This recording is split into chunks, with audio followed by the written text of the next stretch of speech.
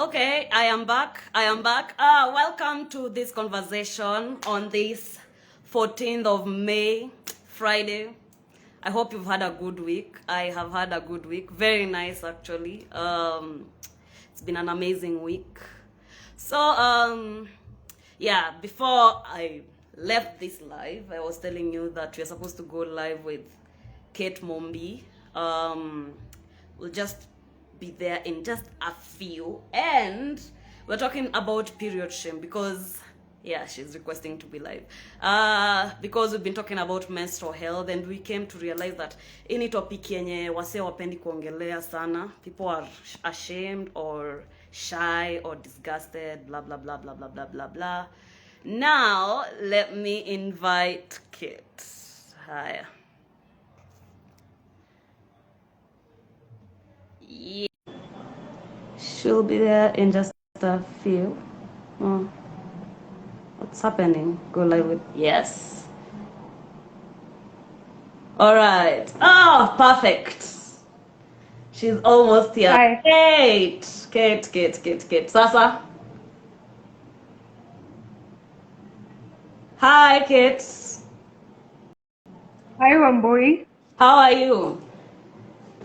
I'm fine, thank you. How are you? I am good. I am very good. I'm excited for this. Are you excited? I'm really excited. I have a lot of things I want to say. So, yeah. Ah, yes. And this is the place for saying everything you want to say. Welcome. Thank you for agreeing to do this with me. Yes, I'm Wamboi Ochieng for those who are just joining. Thank you very much for joining us on this live. I am with Kate Mombi, and I'm going to allow her to introduce herself. But hey, we are discussing period shame. Yeah, our topic is fuck period shame. Fuck period shame. That's why we are going to talk about periods. Damu yenye natoka kwa vagina. Oh, I'm going to have so much fun with this. Welcome the people who are joining us. You can wave, you can comment, you can suggest the topics you want to talk about. Tell us your experiences. Interact with us. We are very, very, very open people to interaction. And now, introducing this great woman, Kate Mombi. Please, ambia wase wewe ni nani. Talk to people. So I'm Kate Mombi. I'm a writer for Gemini Spice magazine, the honor of my life. Yeah, I'm a student at the University of Nairobi, taking international studies, and I've been a writer for quite some time, 5-6 years, I think. Yeah. Yeah, and yeah. So Kate tumekuwa tukifanya hii topic na she said she's a writer with Gemini Spice, and hey, drum rolls kwanza. Damn. Now, thank you, all right. Thank you for those who are joining. We are so happy that you're joining this. Now, I asked Kate to be to do this live with me, Juicy too, because we've been doing menstrual health with her. We've been writing articles, talking about why the fuck kwanza tulianza to talk about this topic, menstrual health. It's because it hasn't been talked about for a long time. It's been considered a taboo, and then we realized that there is period shame, and so many girls feel ashamed because they're on their period, and it's something that we have both experienced as women who bleed, and we just wanted to get rid of this period shame because so many young girls out there are suffering, feeling ashamed when they're on their period, and we just want that to end because you cannot live in a society where you are not proud of the inner workings of who you are. Now, in 2019, Kate, there's this girl who committed suicide.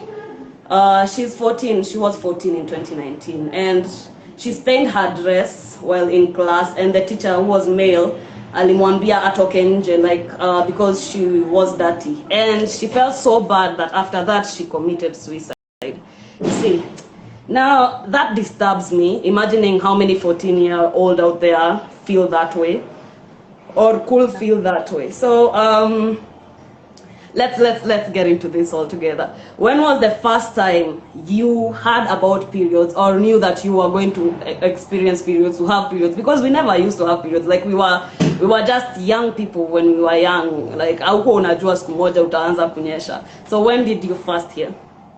Who told you?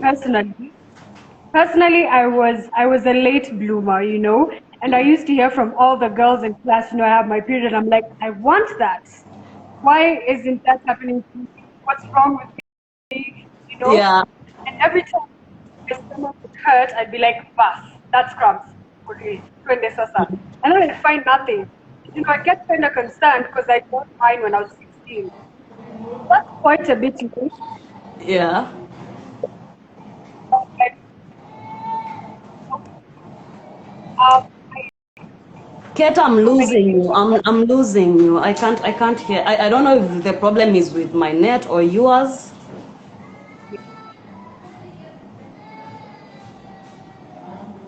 can you Yeah. Lakini unakwama. same? I don't know what it is. Let me just check. Okay. This is the best spot. As you're doing that, I want to welcome our viewers. Thank you for joining us. We are having this very important conversation. We want you to be in. We want you to interact with us as Kate fixes her net issue. And we promise we are going to have a very, very, very real conversation. Nakuona kama umerudi. Yeah. So tell me, yeah. Is it good now? Yeah. So you were talking So about yeah, yeah, and I remember like being in primary school, and I used to see girls put weight. You know, unapata mtu amejifunga sweater for face, because you know, it comes suddenly, and you don't expect it. And there's just so many things that we never talk about. Like the science will tell you, look, it's good to have your period, and then that's it.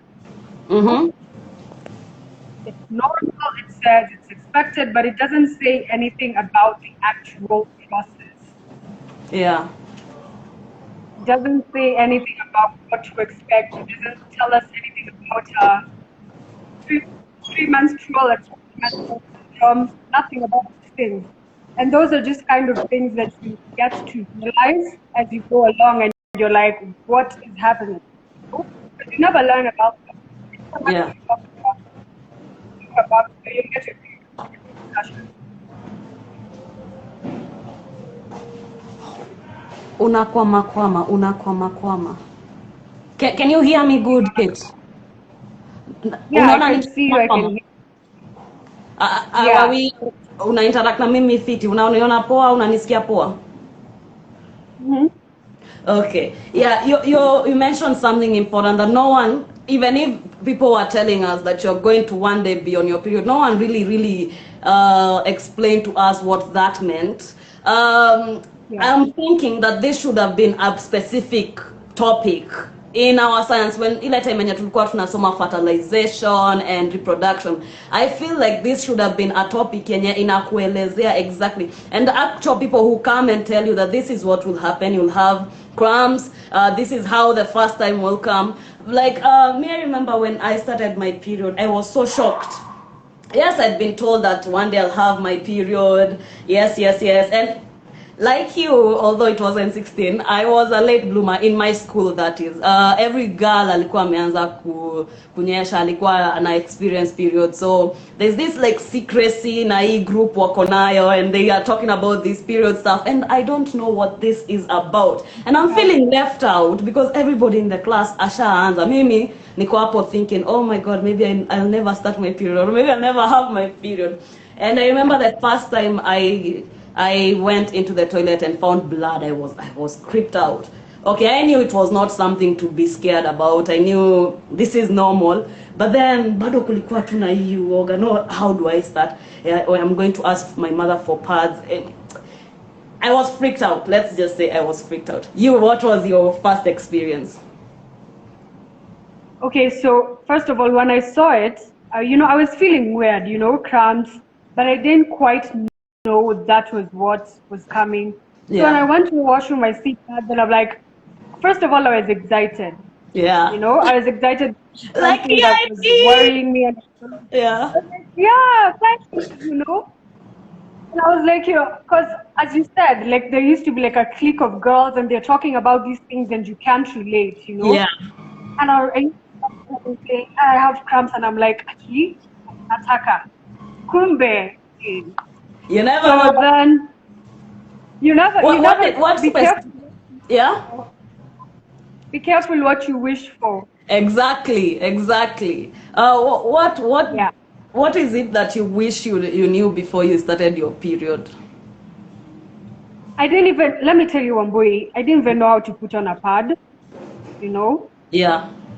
I had to be shown on that day. And then I was like, I knew about pads and I knew like people wear them, but I didn't know how to put it on myself, Yeah, you and I know? get that totally. And some pads have this one big side and another small side, and you wonder which one goes mbele na gani nena nyuma.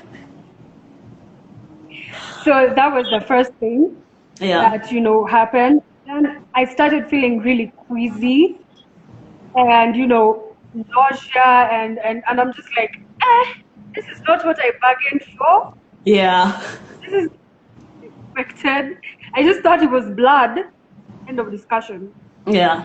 Yeah, by the way, and no one ever told you that, those are the things that come with it, crumbs. Hakuna mse alikuwa anasema crumbs. No one ever, even the ones who tried to tell me about periods, they never talked about crumbs. And I wish I knew that. Yeah. I wish I knew there were crumbs. Yeah. What else? I wish I knew there were also like emotional and hormonal changes. Yes.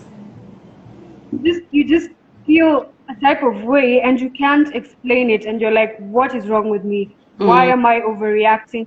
Why am I behaving like this? Why am But I? it all just, yeah. And also the issue of vaginal discharge. Yeah. No one ever talks about that, you know? Exactly. And I like that that's something uliongea about in the in the I liked that you talked about that in your article, and you talked about vaginal discharge and what it means. Hold on, there is somebody who is requesting to be in the live. Now I don't know, I've never done a live yenye tuko watu wawili na mse mwingine ana request. How does it work? Let's see. Do I have to remove one of us? Let's I see. don't think so. Yeah. Let's see, Laura Ochieng.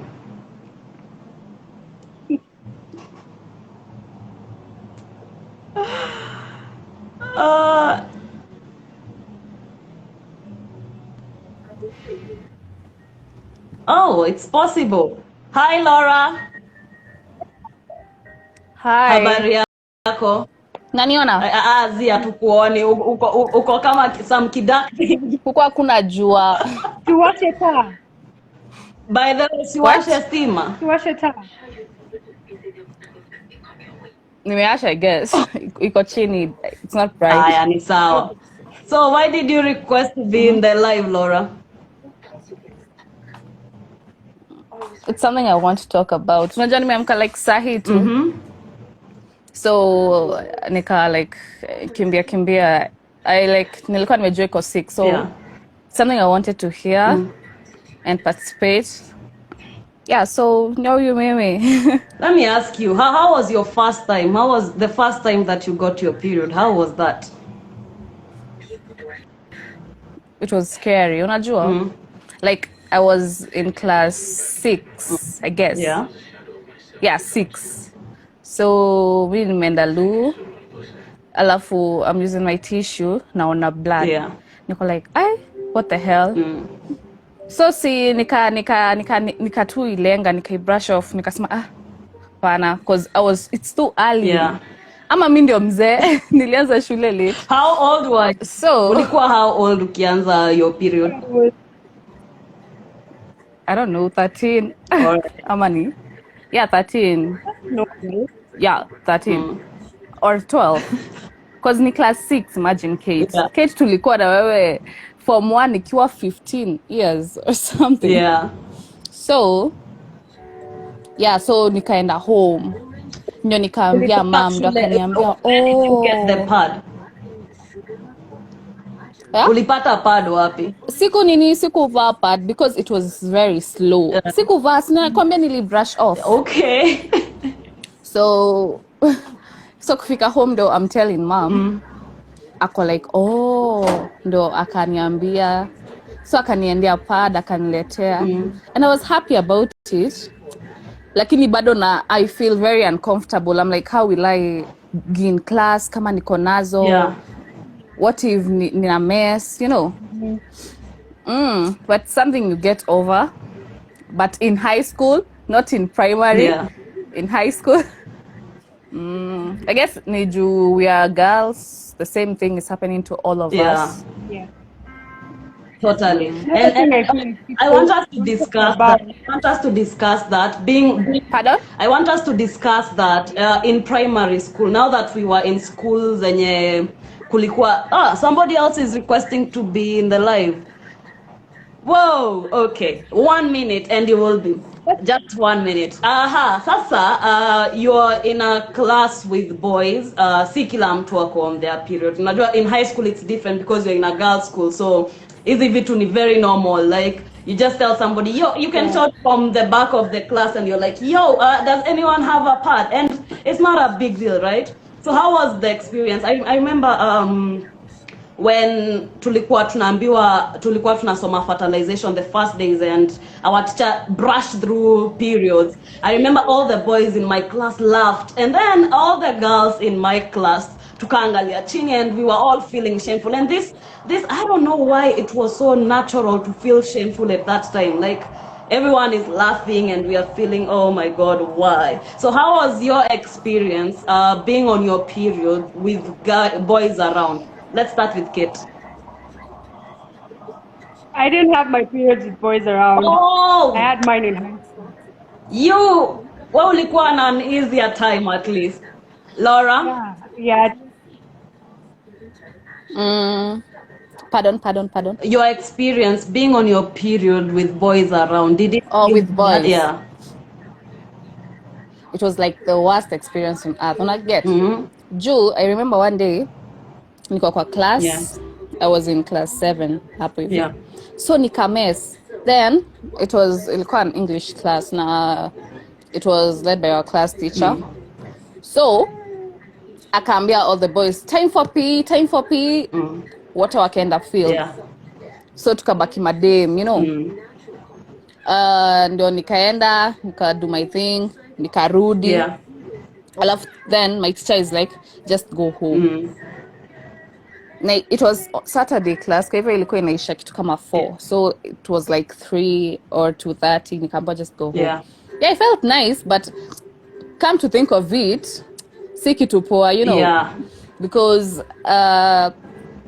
as in wanani tu walikuwa tu wanani sideline. Yeah, it's sideline. Juu I'm on my period. It's equivalent. Okay, it's not the same, but it can be compared to when you see there are girls when you wanakosanga pads, and period poverty is something that we're going to be talking about soon kwa our theme. And there are girls when you hawawezangi kwenda shule because they are on their period, because hawawezi afford pads and they can't go to school like that. And I feel like there is no girl mwenye anafaa kumiss school because of periods, right?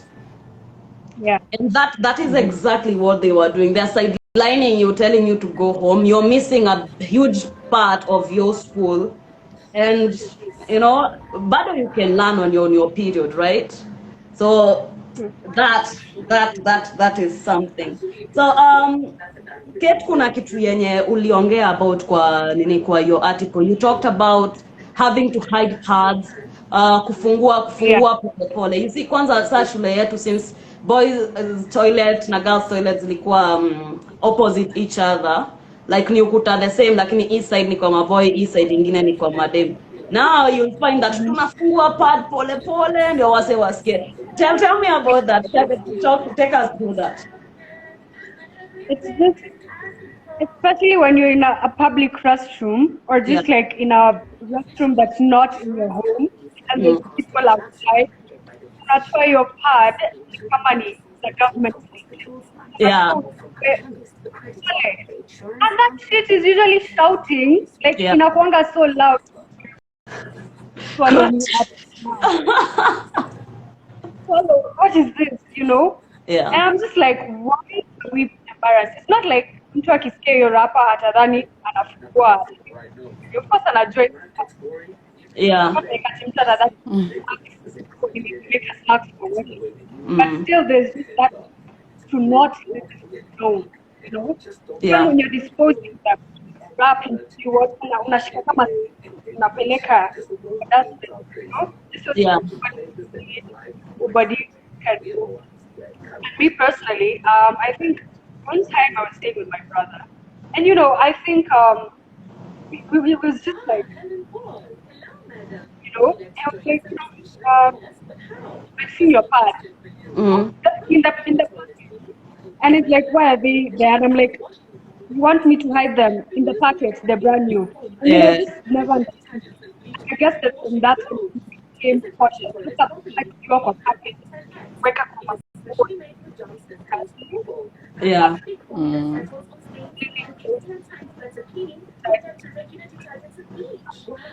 I can't hear you, Kate. Could you be a little bit louder? The last point I'm saying, I'm saying, it's such little things that you don't need to hide, but society makes you feel like. So let me try to ongeza huyu mtu mwenye alikuwa ametaka kukua kwa live yetu. I don't know kama tutafiti sisi wote wanne ama saa screen yangu ndio itadividiwa. I don't know if they're still there, they want to join. If anyone wants to comment, you can comment, you can ask questions, you can tell us your experiences. Join the conversation. This is an important conversation. I think wamsea ameenda African Nika. Now, kuna this like I'm trying to wrap my head around it, try to wonder where did it come from, how did it start, how did women or girls start having period shame? Mbona ni kitu yenye imewekwa chini ya maji sana, such that when people talk about it inaweza leta, you know, feelings of disgust or whatever. I know that in earlier traditional societies kulikuwa na this you know, like churches could not allow women who were on their period to go to church because they were considered dirty.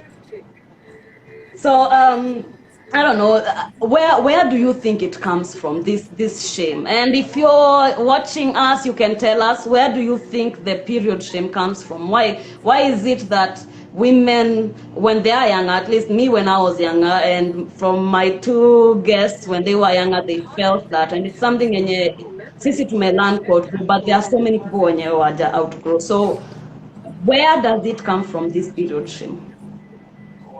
We can start with you, Laura. I think it just goes down to religion. You know, kwa Biblia, first of all, you remember the unclean woman, the miracle of the unclean woman. Yeah. So like she had birth for 12 years, and she was considered unclean. We aren't given the name of that woman or anything else. She's just known as the unclean woman. Because she was bleeding. Because she was bleeding. Yeah, so siwezi shangaa, like many people wame to consider women unclean during their periods because of that. You know, the weight like the Bible has on everyone actually. But Then about traditional African religion, I don't know about it because you never know, because kitambo hakukuwa na pads, hakukuwa na tissue, like what were they using? Yeah. You know. So I don't have much to say about that. So what about Kate? I try to understand this, and I really can't. Because, you know, if you say, when a woman bleeds unclean, na kesho uko kwa bao na pork, the same pork that's described in the Bible, you are doing so many things that have been discouraged, but that's where you draw the line.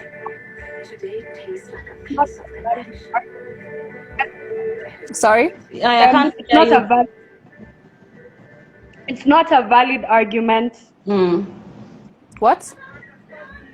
the the thing religion that thing, stems because from people are the same people who fornicate, eat pork, and do everything the Bible condemns are the same people that have a right to talk about this period shame and relate it to religion. So yeah, I am getting you. Yeah, by the way, I'm not like justifying the actions. I mean, hapo ndo walitoa hiyo stuff. Yeah. I'm yeah. not like at justifying that all they believe in religion na sijui nini. Nah. I'm saying like hapo maybe ndo wali nini wali adapt to Mm-hmm. your concept, yeah, and cleanness related to bleeding. So what do you think? Where could this have come from? You see, the same vagina that bleeds and it's considered unclean and disgusting when you're on your period. It's like you said in your article, it's merited clean enough to be nicked, to be eaten. When other times, like on your period, people celebrate it. It's thought of as something really nice. When babies are coming through the vagina, it's thought, wow, yay, she did have vagina. Really, it's just the vagina that really kicked the baby out. So I'm still trying to understand where this is coming from. Something yenye inaweza fanya msichana mdogo ajue kitu yenye bado I don't know. Do you experience this that our older sisters or women older than us bado hawezi tembea na pads, yani hawezi onyeshana pads in public, hawezi tembea na pad nugget. So Yeah.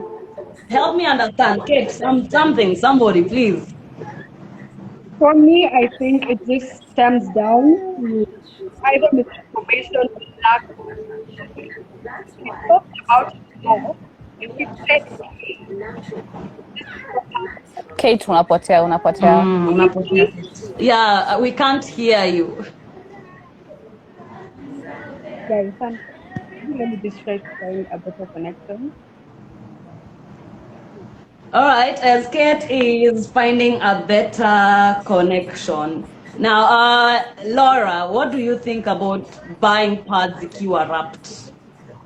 Why do people need Zikiwa wrapped? to wrap pads when they are buying them? Because I had an experience when niliambia shopkeeper asinifungie pads na akashtuka, and the people wenye walikuwa wananiona kwa street kan nimebeba pad kama mkate, all of them walikuwa wanashtuka. So what do you think about that? Why are pads wrapped? So yani zinafungwa. Why? Sindo usiaibike. In these shops, they fungia you mpaka kwa gazeti kwanza before you put it in your carrier bag. I know. Kuna place ya kuweka. Let me kuweke hapa ndani. And I'm like, hey. I don't know. And me, like a while ago, I would have opted kurapiwa, Hadi nilikuwa nawaambia rap kwa hiyo gazeti, Yeah. or ile brown bag ya inakwanga unga ya chapo. Yeah. Hiyo. I know, because the shame around having your period is so much, So squeezy, I'm like, no, let her too. Even like when men are around, let her too. Because nashanga, why do I have to be embarrassed na bleed?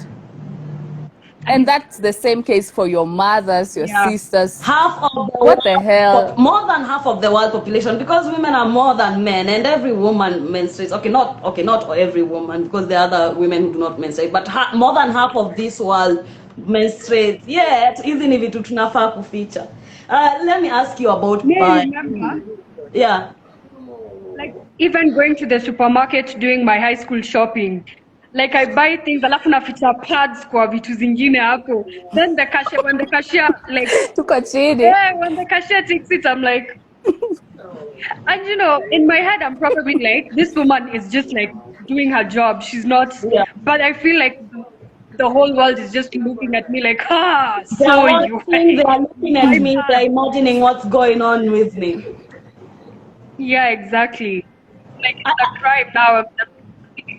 It's like it's a crime, right? Ni kama kuna kitu mbaya unafanya. And I remembered the other day that hata mimi nilikuanga really, actually ni leo morning ndo nilikuwa nafikiria. I remembered vile nilikuwa practice na rehearse kabla niende kwa shop. I'm like Yeah, venye utasema nipe pad. Nisaidie pad. Nisaidie tafadhali. Whisper. I'm thinking kwanza kulikuwa there was this supermarket and ilikuwa supermarket ya mwanaume, so nilikuwa na imagine sasa kulikuwa na time wasichana walikuanga, lakini most time yeye ndio alikuwa, so ile time yenye naenda nachungulia kwanza na cheki ule mwanaume ndio wako. Heri hata niende place ingine nikazinunue. Yani I was so uko like sasa atanifikiria aje, atajua So when did it end for you? Remember? Yeah. There's a time I was with my uncle. It was just me and him in the house, and you know we didn't have any sort of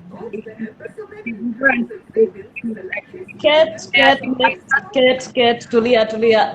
Go back. Tumeanza kukulose then. We can see you totally fine, but your voice in a veer off. Oh, okay. I'm saying, can you hear me? Kind of. Okay, ni nani huyo ana watch nini kitu ya Kiswahili yenye tunasikia hapa kwa live? Laura, ni wewe? That's not me. Oh, ni mimi. Tafadhali na watch news. Tafadhali mute. Okay. Continue tafadhali. Okay, sasa mnanisikia, yeah? Totally. So I was saying, I was with my uncle for a holiday and we didn't have and it was just me and him. No, we are losing you. Unaongea poa alafu sauti inapotea. I really don't. Okay, try again. So yeah, I was with my uncle, yeah? And it was just me and him in the house. We were not close. We did not have a rapport. We did not have any sort of relationship apart from family. Yeah. And you know, started my period. Still, like, you know, when you start and whoa, what is happening? Oh, okay. Laura, can you hear me? Yeah. Okay, so I remember nikashindwa nitamuuliza aje. I didn't have money. I was like in school. Nikashindwa nitamuuliza aje ninunulie pads. Yeah. I could not. You know what I used? I used tissue the entire duration of my period. Oh my God. I used tissue just because I couldn't say to him I need pads. Yeah. So I had to use tissue. So nakaa vizuri vile nataka, inabidi nikae hivi. I need to be cautious, you know? Yeah. Yeah. So I think that was my worst shame experience ever. Yeah. And you, Laura, what would you say was your worst shame experience ever? Sinishasema yenye niliambiwa niende home. Okay, sawa. Now, tell us, when did it stop? Let's start with you, Laura. When did your period shame, like uliacha kusikia shame about periods lini? I guess high school. Because even when I was in Mukumu, like everyone, as in yoni shitting happen every day. Oh, Bettina amemes, oh nani amemes, kila siku iko na mtu wake, you know. Kwa hivyo ikakuwa tu normal, ikafika tu place ikakuwa normal. In high school? Yeah, maybe sahi, but I don't know, it's very hard squeeze yata. Yeah. What are you able to do yenye uko unaweza kitambo? Like for example ukiwa primary and right now, ni nini unaweza kufanya yenye haungeweza kufanya at that time?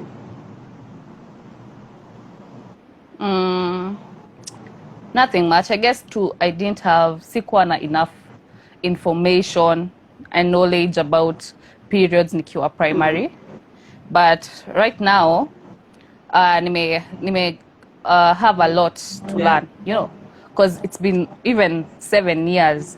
7 years kukaa na nini zako si bado una nini na periods zako si una learn something or two. Yes. Yeah, so like sai, I know like ni regular for some people, you know, si ati una change pad after 8 hours because wanasemanga you change after 8 hours 3 times a day, si ndio? Yeah. Like kuna wenye wako na heavy bleeding, light bleeding, and it just depends on you, you know. Alafu you have the chance kuenda lu anytime and check or hata kuignore, you know, juu hata kama what's the worst that can happen, you know. Yeah. Utatu mess, kuna mtu anakujua, hata wakikujua what will they do? Nothing. Wow, I love that. I love that. I love that. What about you, Kate? Shame ilisha lini? To be honest, it's a journey, and some days I still feel it, you know. Some days I will still wrap up my pad kama nyama, nitaifunga kwa nini. Like I'll find a way to dispose it so that Yeah. it doesn't look like it's a, you know.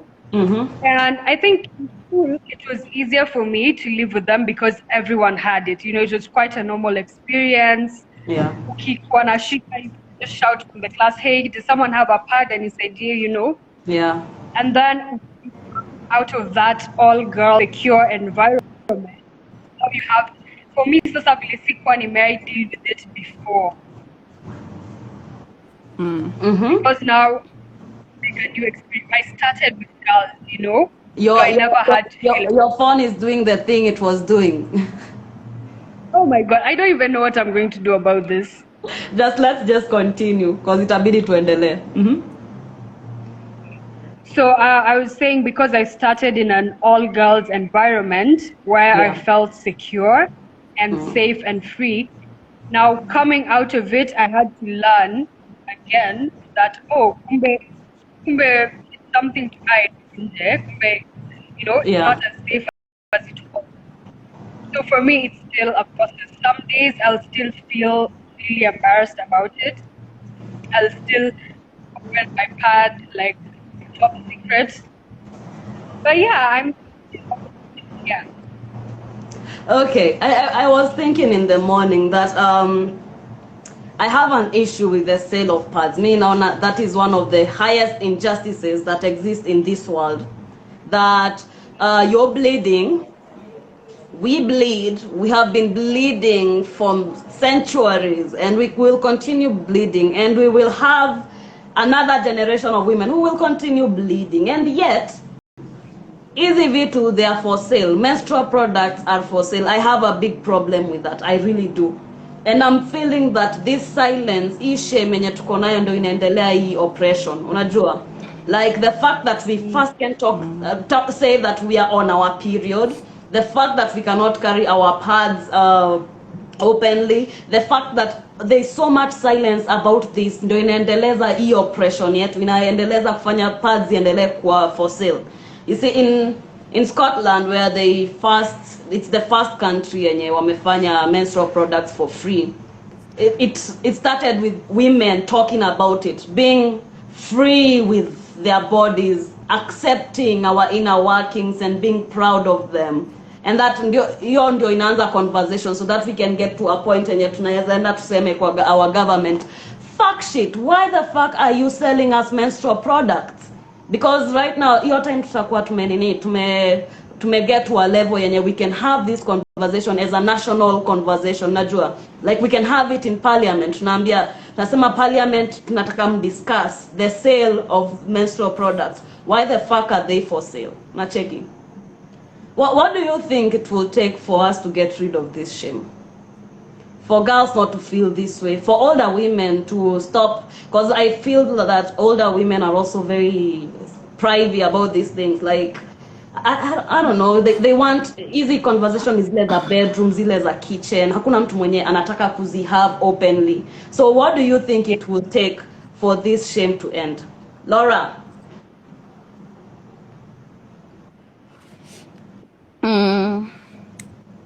Me, I feel like ilianza from our, like Kate said kwa nini journal yake, article yake, ilianza from back from, let's say, our ancestors, because hao ndo wame to feed hii knowledge ya ati Apana, ukiwa on your periods, ukwe na hygiene.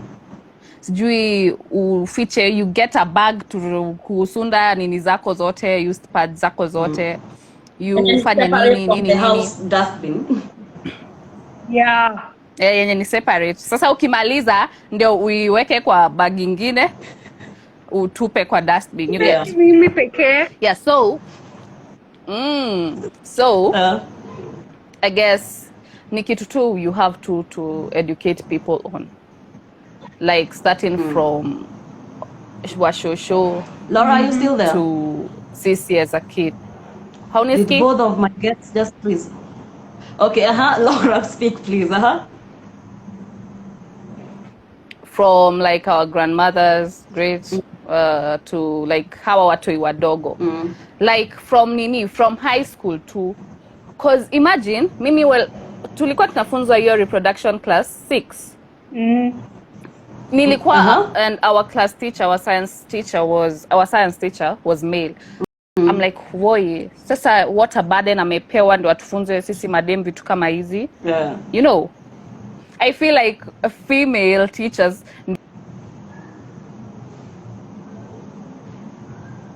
Oh my God, Laura, what is wrong with your internet?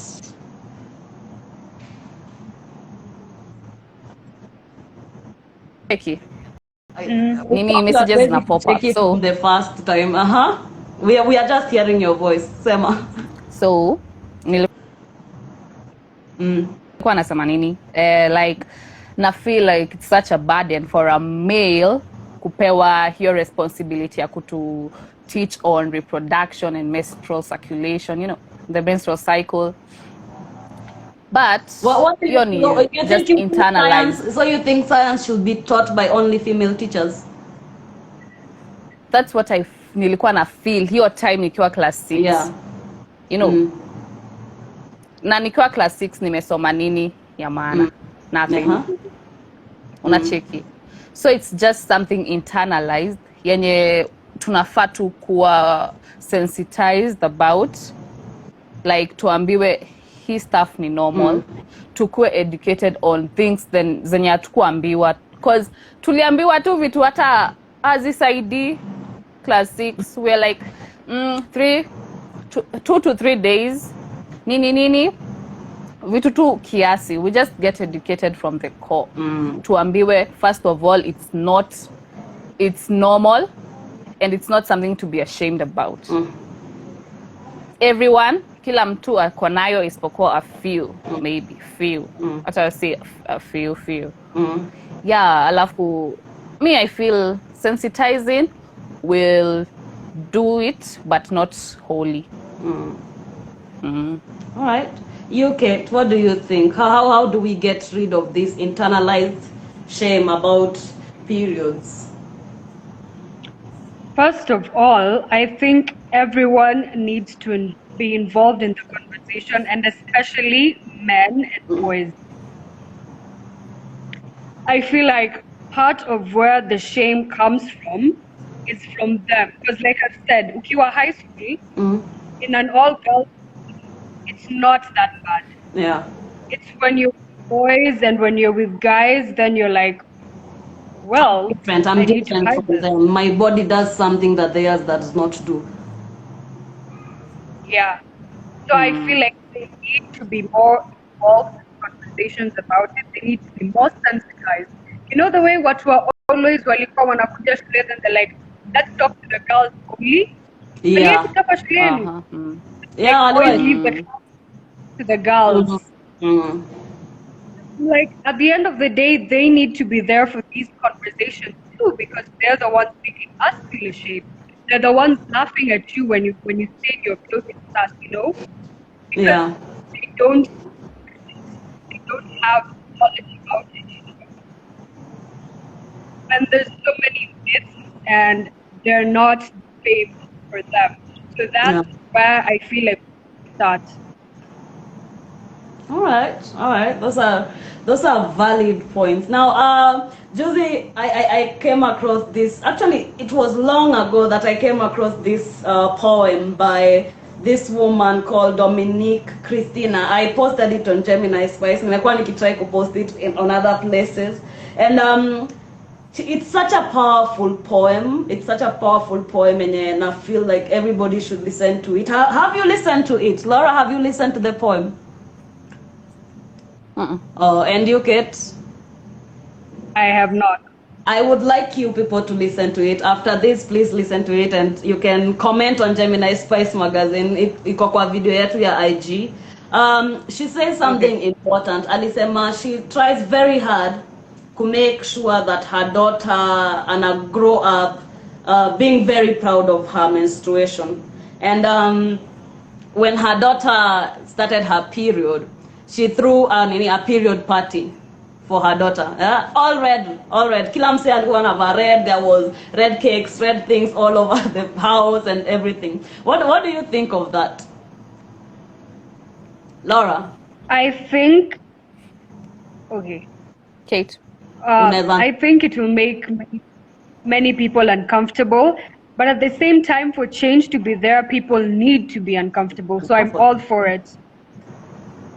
I think I like the idea because it will make people feel uncomfortable more. I like things that make people feel uncomfortable. Laura, what do you think? Would you throw your daughter a period party?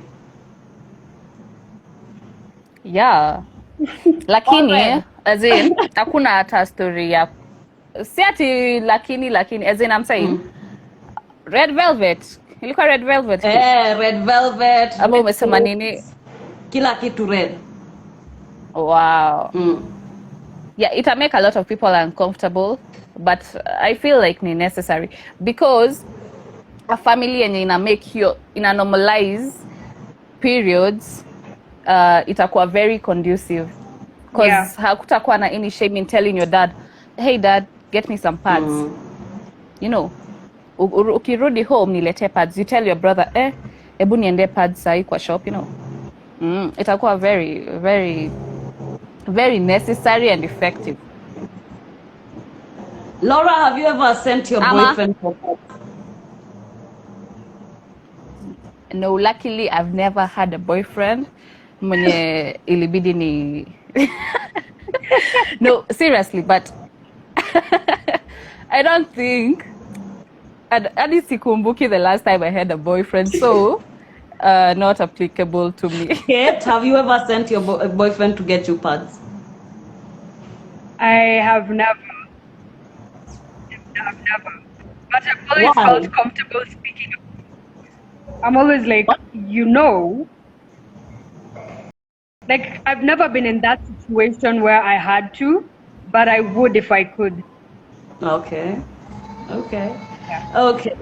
Supposing you are walking around the streets of Nairobi and you see this woman wearing a white dress and just under her butt there is this maroon stain, obviously from her period, what would you do? Kate? Okay, I feel like first things first, you need to like tap her and be like, hey, there's something going on. Usually when you're in town, I don't feel the need to cover it up genuinely. I don't feel like let's be like, let's go in like a restaurant or something. Let's get one, yeah? Well, you have to repeat that. I can't hear you. I did not get anything.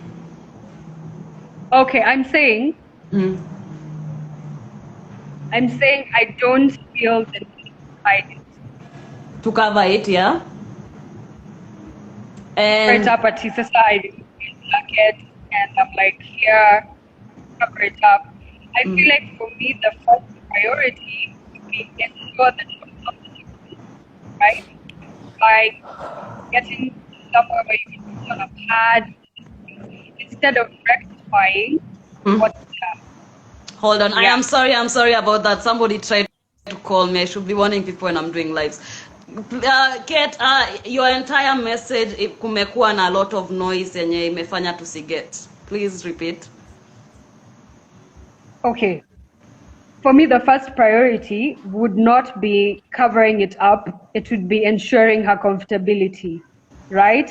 which would mean getting to somewhere where she can put on a pad. Like, first of all, you notify her. Unajua kuna watu watapita tu. And I Umeshikilia don't phone feel... place yenye sound inatokea? No, my sound is quite Cause sound yako okay. imego lower just. I guess Wambosa hii net yako ndio mbaya because I hear her perfectly. Okay, Laura, what would you do? I just tell her.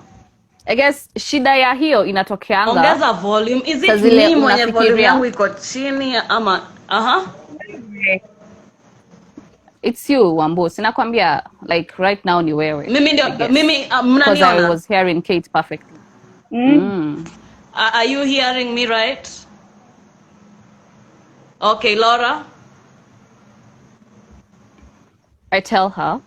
you'll tell her. Obviously, that's the most logical thing, you know. Yeah, but I guess fear inaingianga thinking how uncomfortable she will be or how embarrassed she will be. Unaget? Yeah. Ukituanza kufikiria hivyo ndo unasema ai hapana wacha ikae. Because mi nakumbuka kuna like 1-2 girls nimewacha waende kwa streets because nafikiria sasa atafikiria aje, atakuwa uncomfortable, atakuwa so ashamed. But saa hii nafikiria, hadi mimi nilikuwa nafikiria the only reason naweza ogopa nasema nini, nilikuwa nafikiria like women hawatakuambia. Most women hawatakuambia, and that's the thing I fear. Yeah. Cause unaweza tu tembea tao, utoke tu vizuri tu nyumbani, umefika town, umetoka tao ukafika junction. Lakini imagine hiyo safari yote hakuna mtu ame make it her business kukwambia niaje kuna hivi na hivi. You get. Now that's where we go wrong as girls sana. Yeah. Because hapo ndo utapata a big man, hapo ndo amepata chance ya kukuabuse, ya kukushame. Yeah. Because hata kuambia with concern, atakuambia like madam si uangalia hapo nyuma, you know. Umedecide leo kututembelea na damu. I know exactly how these people will do. Kwanza watu wanduthi. Yeah. So we're almost coming. Actually, we are like 3 minutes away from coming to the end of this discussion. Nimekuwa have fun. I am glad that people have joined. Continue asking us questions, comment, give us suggestions, tell us your experiences, contribute to this conversation, because the more we talk about it, the more the shame will end. There's no other way to do it rather than talk about it. In hiyo kitu yenye tutahave kuface hivyo. Talk about it, there's no embarrassment. Personally, mimi nikiona dem akiwa na a stay town na labda amevaa white dress, I'll just tell her. Because somebody has ever told me, and not because that cover up now, acha tukupeleke huku nyuma ya choo. No, that kind of thing. If she feels the need to cover it, ni sawa. Me, I'll just make her aware, because me, I'm not going to be in this world and sisters are not there for each other, women are not there for each other. Now, no. Hold on. There was this time I was walking without knowing that I had a stain. Nilikuwa on my period, just proudly going to town. Now this girl stopped me and she tells me, hey, you do have a stain kwa trao yako. And I thought, wow, that's really nice. I was really appreciative that aliniambia, because, you know, she was being a sister. But I did not cover it up because I didn't have the time nor the energy to be ashamed of my blood. So mi nilitembea tu. Then nifika home ndo nenda ku change. Now, we've been talking about period shame, and we are talking about how it's internalized in young women, especially because inatoka from when you are young and it extends to when you are old. Now, some of us have lost it, like me, may lose. Kate says it's a journey. Laura says nowadays aski chochote. Me, Mera sijui your period shame ni nini by the way nowadays. I remember me mwenye alikuwa really ashamed and everything, but right now, I mean, the way I've accepted my body, the goddess I am, is because of everything that happens in my body as a woman. What would you tell a young feel girl only who has contribute just begun her towards period? Okay, first of all, I was saying, I feel like may contribute like largely towards me. Hold on. I can't hear my you. periods. Why is your volume so low? Kate, unanisikia? Kuna shida. Kate, can you hear her? Yeah, I can hear her. Totally. Loud enough? Yeah, vizuri sana. Okay, Laura? So I feel ni kama ume contribute like so much towards me kunini. Ume contribute Wambo. Yeah.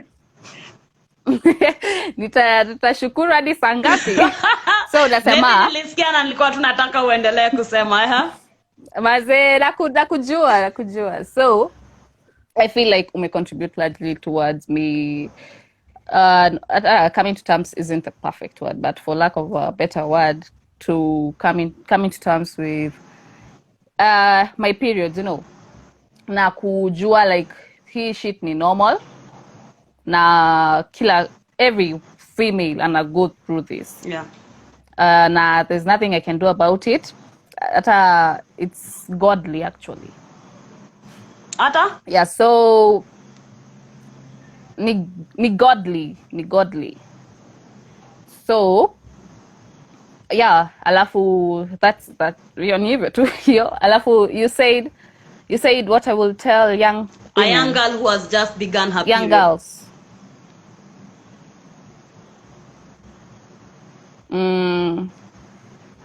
Naweza mwambia there's nothing to be afraid of. Like nini cramps zitakam, but we go through worse, you know.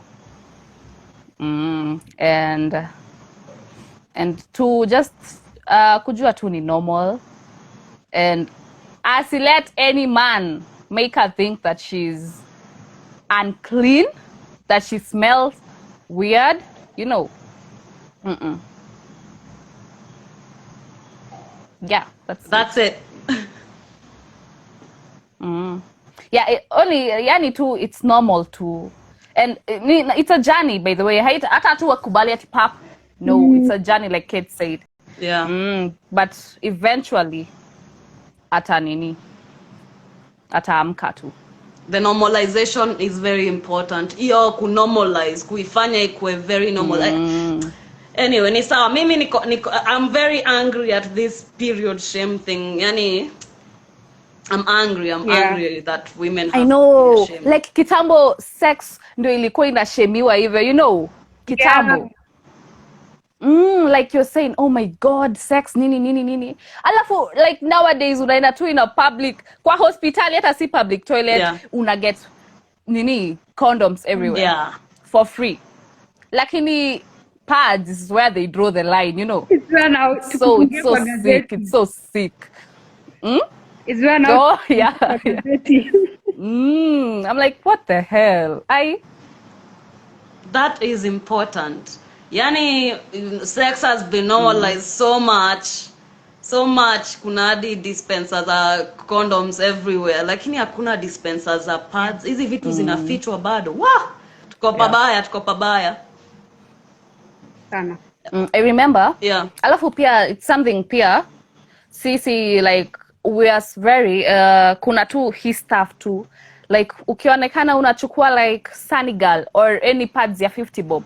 Hiyo tena imekuwa an issue, you know, as in unaogopa kuonekana ati unatumia these cheap pads, you get. So I guess hapo ndio pia italeta tashwishi kiasi, because watu wengi although as in hata zikipeanwa for free, bado utakuwa like, ai sasa wakiona ati mimi naendea ati siwezi afford kitu kidogo kama pad.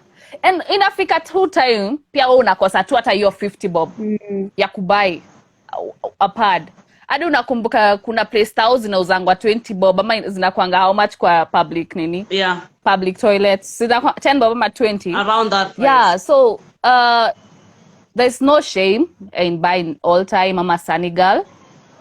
Whatever you're comfortable with, wear tumia, and don't give a shit chenye your neighbor or a total stranger atafikiria when getting them.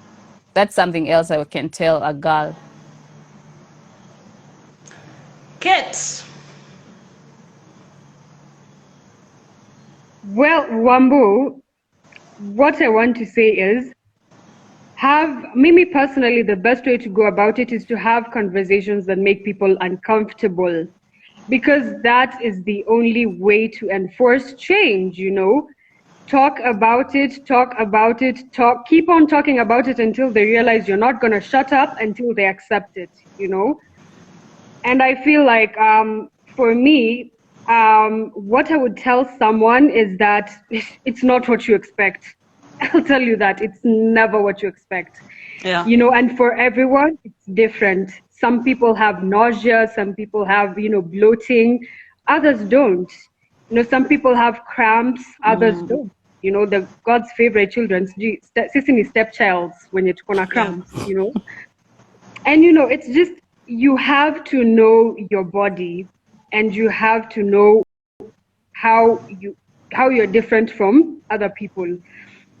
And you have to learn to accept to take your time during that time and just like figure out yourself. And being alone makes you feel better, be alone, you know, because I know people who feel really uncomfortable leaving the house on their period because they're like, I don't want to be inconvenienced. Can you both see Okay, me? bye. All right, Laura is going to leave. I think we're about done, but I need a monologue at the end of this. Nahitaji tu kutalk, just tell you exactly what I feel about this thing. Laura, are you leaving? Laura? Okay, I think she's leaving.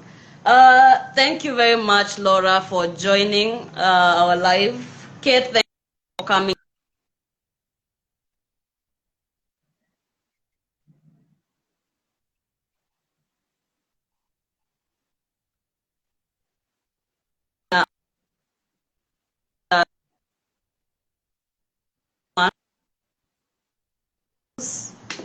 I want every woman to accept that you're a woman. And being a woman is not just being intelligent, beautiful.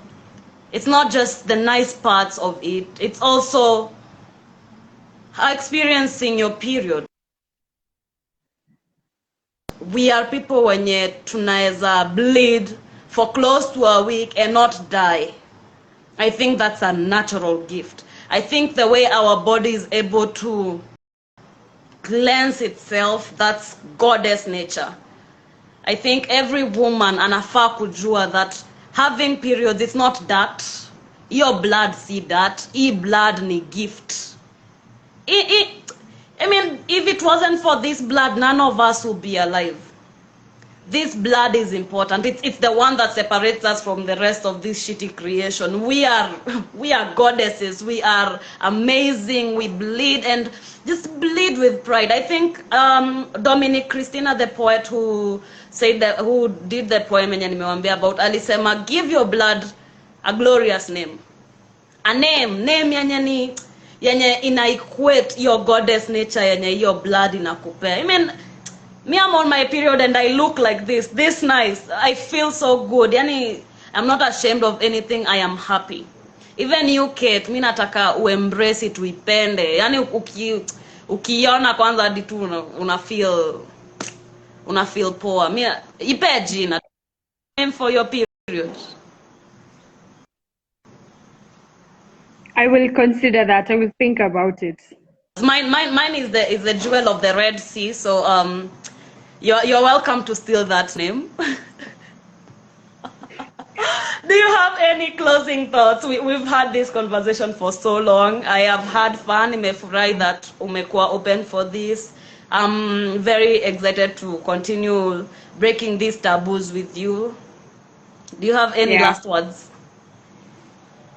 My parting shot would be, listen, and as much as we're encouraging you to own it, it's also a process. Owning it, not being ashamed, defying societal constructs is going to take some time, and it's going to take some level of strength. Yeah. And you have to know that, like everything else, Rome was not built in a day. You're not just gonna wake up one day and be like, oh wow, cool. I will walk with blood stain on my ass like Wambo. I'll be that confident. It's gonna take a while. Yeah. That's it. Yeah. Thank you. It's going to take a while. Hadi mimi sikuamka just one day nika feel hivyo. It took a while. Right now I'm 27. I'm crowning 27 this month, and at least I am proud that hiyo ni kitu yenye nimeweza kuachieve. Thank you for joining. Thank you for contributing. For all who were there viewing this, we are very grateful that you were there. Yeah, we are. Is there anything else to say, really? Fuck period shame. Have a nice evening, Kate. You too. Bye-bye. Bye-bye. And to everyone else, have a lovely evening and a glorious weekend. And enjoy, enjoy, enjoy, enjoy. Bye.